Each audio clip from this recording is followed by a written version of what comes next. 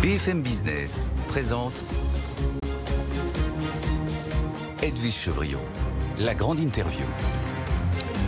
Bonsoir à tous, bienvenue dans la grande interview. Mon invité ce soir, c'est Pierre Ferracci, président du groupe Alpha. D'habitude, avec lui, on parle de retraite, d'emploi, d'assurance chômage. Mais là, on va parler de foot. Bonsoir, Pierre Ferracci. Bonsoir, Edwige. Merci d'être là, parce que c'était une journée importante pour vous, parce que vous êtes président du groupe Alpha, mais vous êtes aussi président du Paris Football Club, et vous avez officialisé tout à l'heure le fait que vous étiez rentré en négociation exclusive avec la famille Arnault, parce qu'il y a Antoine Arnault, Frédéric Arnault, et bien sûr, l'ombre du père au-dessus qui plane, Bernard Arnault.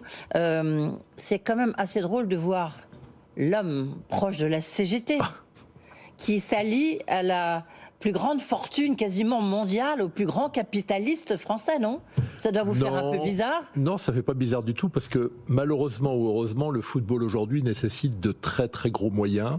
Si on veut monter en Ligue 1 et si on veut rester durablement en Ligue 1, quand on a affaire au Qatar, à Ineos, à des fonds importants, à des milliardaires russes à Monaco, ben, il faut des moyens puissants qui dépassent ceux de ma famille et de loin, qui dépassent aussi ceux de mes actionnaires actuels. Donc le fait d'avoir une puissance économique française, j'insiste là-dessus, qui entre dans le foot, c'est bénéfique à la fois pour Paris FC, c'est une évidence. Je pense que c'est un bon signe aussi pour le football français. Ça fait des années que je dis qu'il faut regarder un petit peu du côté de l'Allemagne, moi qui regarde souvent du côté de l'Italie, y compris dans le football et dans la culture, parce que les Allemands ont depuis longtemps réussi à mettre les grands groupes industriels et financiers et les grands patrimoines économiques dans le football, sponsors ou actionnaires, parfois les deux. En France, c'est beaucoup moins développé, et du coup, vous avez les 2/3 des clubs aujourd'hui qui sont sous coupe étrangère.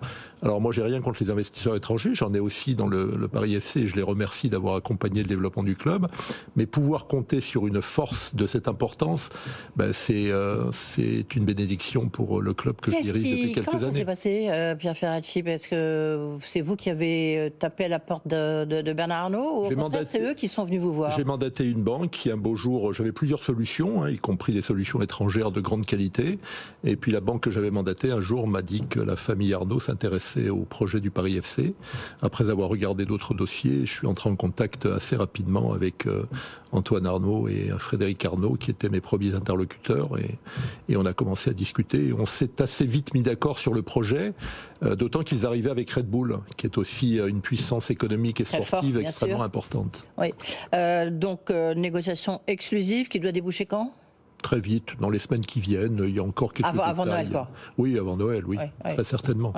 Et à ce moment-là, et vous allez rester, donc là pour l'instant c'est 55% du côté des Arnault, 15% de mémoire du côté de Red Bull, et puis vous êtes là jusqu'en 2027, c'est ça? Oui, ou ça pourrait s'accélérer? Je reste président et actionnaire minoritaire, ça va me changer. J'étais actionnaire majoritaire jusqu'à juin 2027, et à ce moment-là, je passerai le témoin sans aucun doute à Antoine Arnault, qui est celui qui conduit le projet pour la famille. Mais j'insiste sur le fait que c'est la famille Arnault, c'est pas LVMH. Non, c'est au niveau d'Agache, c'est la financière Agache qui est au-dessus. Voilà, et j'insiste sur le fait qu'ils sont là dans la durée, pour longtemps, et avec des investissements sans brûler les étapes, en prenant le temps. On n'oublie pas qu'on est en Ligue 2, on n'est pas le PSG, loin s'en faut. On va revenir sur les ambitions. Combien, à votre avis, il faut mettre sur la table? Là, ils ont mis combien sur la table pour prendre le contrôle de votre... Ça c'est secret. Non, mais à l'ordre de grandeur, ils ont mis 140 millions, c'est ça, dans les Jeux Olympiques? Non, ça 140 millions, c'était les Jeux Olympiques. Oui. Un club de Ligue 2, ça vaut moins cher que les Jeux Olympiques. Ça vaut quoi? Ça vaut 50 à peu près, ordre de grandeur. Il y a des chiffres qui sont sur la place publique que je mais un ordre de grandeur, ne vais pas commenter. Je pense que c'est le club de Ligue 2 qui a été le mieux valorisé depuis très longtemps. Donc, parce que c'est Paris, parce qu'on a fait du bon travail. Mais quoi, c'est au niveau de 50? C'est au niveau en dessous? Dans les chiffres qui sont donnés, on est dans la bonne fourchette, mais ça va de très bas à très haut, donc je vous laisse le soin de faire...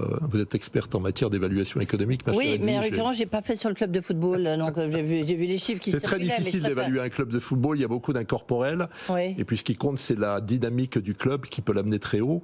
Et puis la famille Arnault excelle dans le développement des marques, et je pense que le Paris FC, je tiens au Paris FC comme marque, peut se développer très fort dans les années qui viennent. Alors la question, c'est l'ambition, évidemment, c'est vous êtes en Ligue 2 depuis 1979, je crois, non, c'est ça. Enfin, non, ça, c'est la date de création, pardon. Non, on est en Ligue 2 depuis 7 ans.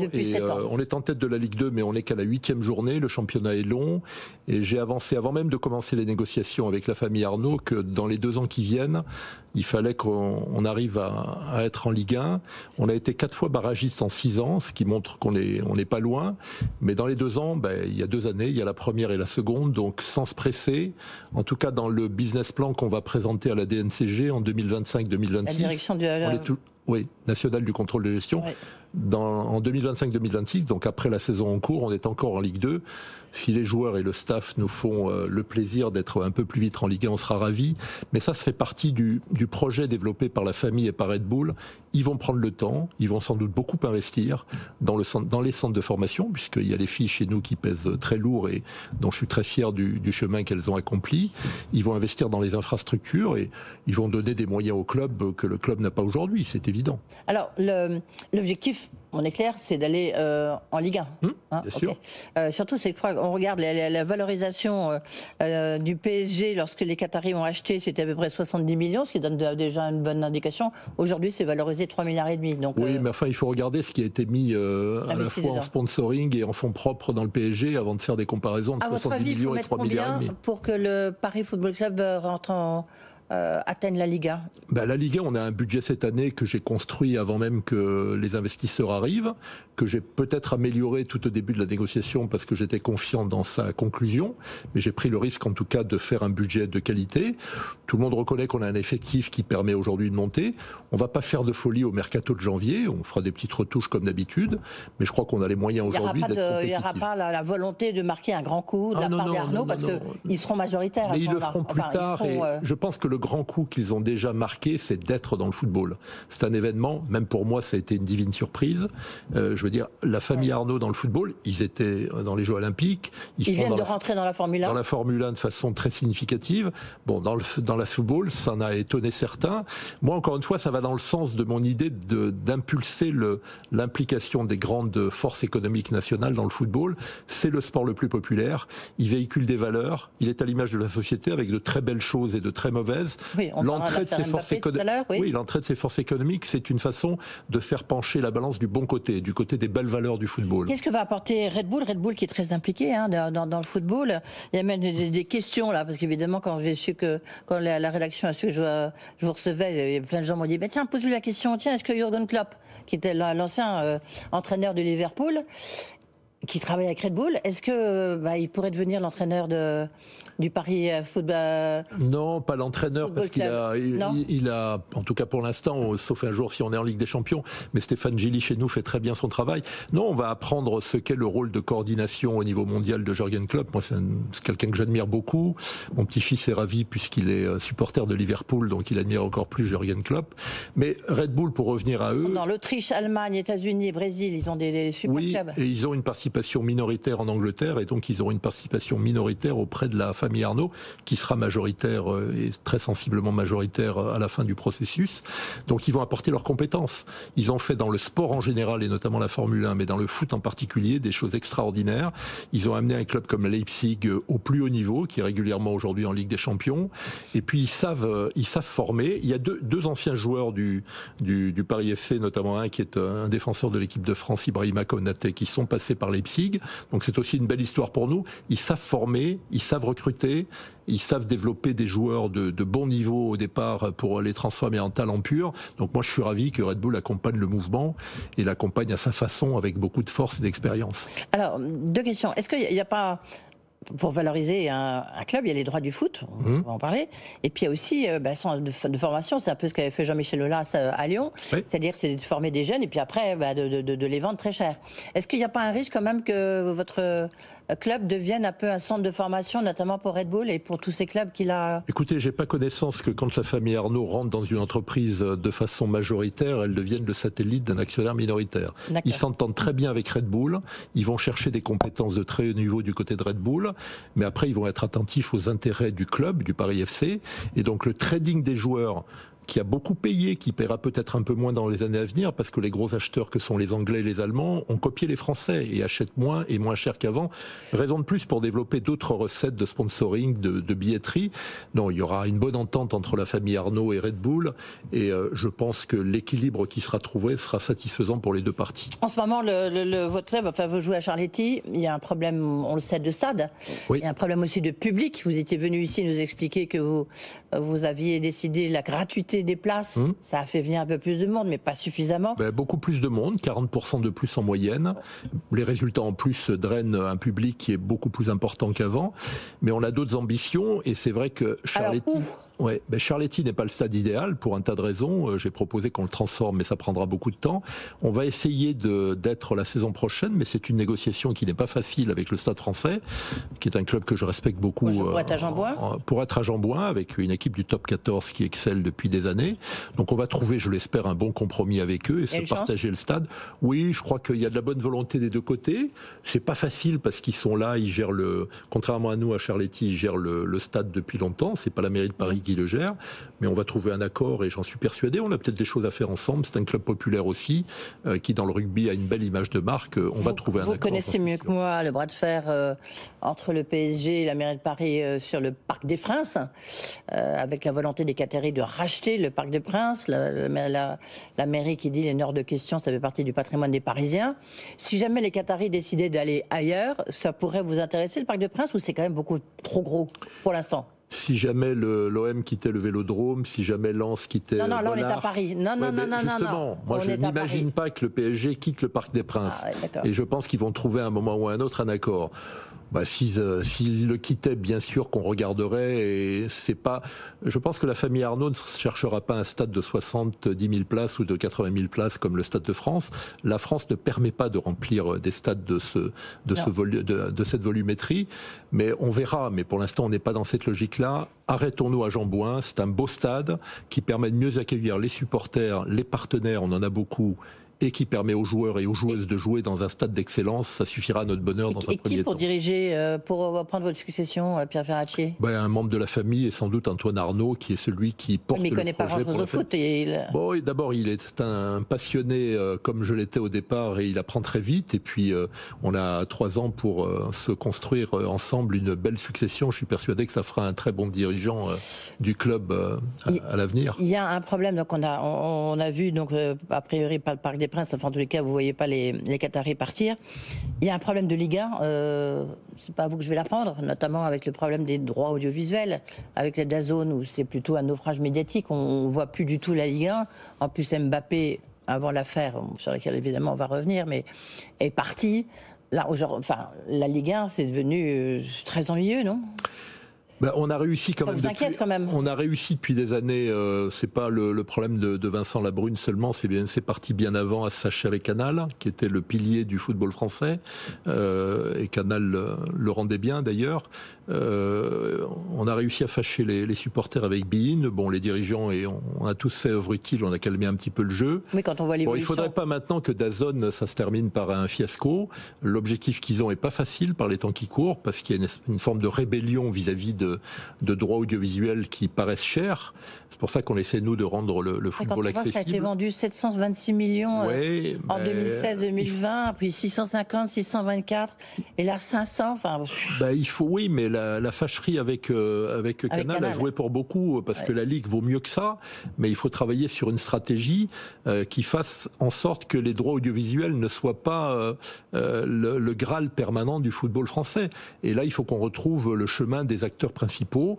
On l'a fait avec beIN, même si c'est un peu dans la douleur avec les supporters. Ouais. Il faut le faire avec Canal, c'est difficile.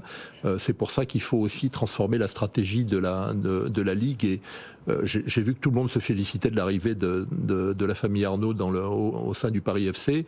Moi, j'en suis ravi et je suis surtout ravi que tout le monde s'en félicite. Il faut aller de l'avant, il faut que ça donne une impulsion à d'autres investisseurs nationaux et pas seulement étrangers pour prendre des places dans le football français, dans les beaux clubs qui sont en Ligue 1 comme en Ligue 2 d'ailleurs. Oui, et puis surtout pour redonner de la visibilité. Je suis ravi, par exemple, que CGA-CGM soit aujourd'hui un gros sponsor de l'OM. Il faut qu'il y ait demain actionnaire de BFM, accessoirement aussi. Oui, par ailleurs, et peut-être qu'un jour ils deviendront actionnaires de l'OM, même si pour l'instant ils n'ont pas franchi le pas. Mais en tout cas, c'est des profils de ce type qu'il faut avoir. Il faut que le foot reste un sport populaire, et pour ça, il faut des moyens économiques importants. Il est devenu très cher aujourd'hui, à la fois dans les stades et devant une télévision. Donc, on ne peut pas, pour le sport le plus populaire, avoir cette cherté. en permanence. Il faut que la Ligue de football retombe un peu sur ses pieds. Les problèmes Vincent Labrune, c'est vous qui l'avez dit, le problème Vincent Labrune. Non, je n'ai pas dit un problème Vincent Labrune. Si, vous l'avez dit. J'ai dit, c'est pas parce qu'on a soutenu Cyril Linette qu'on n'est pas, on est légitimiste. Donc Vincent a été élu et aujourd'hui on travaille avec lui. Ouais. Je pense qu'il faut surtout retrouver le chemin de Canal et de Bein et d'autres opérateurs pour donner un peu plus de souffle à la Ligue professionnelle et pour la valoriser au mieux de ses intérêts et de l'intérêt des clubs et des spectateurs et des supporters. Et de visibilité. Quelle suite, je ne vous demande pas sur le fond, vous n'avez pas été à Stockholm, quelle suite de l'affaire ou pour l'affaire Mbappé, à votre avis? Ça veut dire quoi? Qu'est-ce que ça veut dire? C'est qu'il y a trop d'argent dans le football? Comment vous réagissez, vous? L'homme du social vous dira qu'il y a sans doute trop d'argent dans le football mal réparti. Il y a beaucoup d'inégalités dans le football, il n'y a pas que des milliardaires, il y a aussi des joueurs qui gagnent petitement leur vie et la carrière est brève. Il y a aussi des salariés dans les clubs qui ont des vies qui sont parfois pas très simples, il ne faut pas voir l'Eldorado en permanence. Bon, après sur l'affaire Mbappé, je ne vais pas me prononcer, j'espère pour lui qu'il va s'en sortir de façon plutôt honorable. Après, la vie des stars, on sait qu'elles rencontrent parfois beaucoup d'embûches. Ça nuit à l'image du football. Ça c'est clair que ça peut nuire à l'image du football en général et du football français, même si Kylian a quitté le PSG pour aller au Real de Madrid.